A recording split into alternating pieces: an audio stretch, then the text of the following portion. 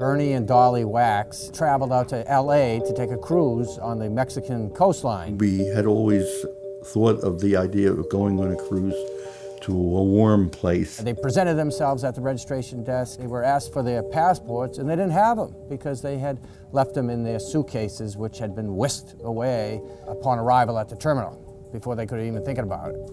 We should have known that we had to have it, and we should have had it in our hand. They were denied boarding and left on their own in this empty terminal 3,000 miles away from home, just handed a form letter. It's all written over because I was taking notes down. We had no paper.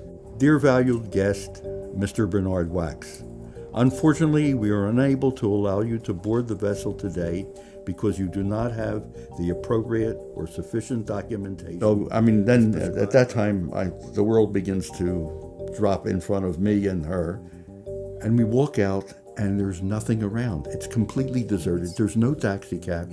About 5:15 or so, there's this beautiful ship with the sun shining on the Norwegian Star. It was beautiful, and that was it. So distressing. That was our ship. Crestfallen and confused, they were stuck. Luckily, one of their granddaughters lives in LA, and they bunked in with her. But all of the things that were in those 3 suitcases, passport, medicine, clothing, they're all gone. Norwegian seemed especially unsympathetic.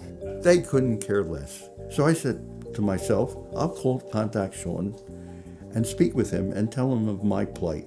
Did not respond to Bernie's letters asking for a refund until after I called Norwegian. They never responded to me, but they 3-4 hours later responded to Bernie. Within 2 hours, I get a letter, form letter again. I knew it was very cut and dry. Sorry, too bad, that's it. Denied a refund, said that they make no exceptions. This was an innocent mistake. Anybody could have made it. I'm sure that they take a firm line on refunds, but good business might dictate that you make some allowances for the Bernie and Dollys of the world.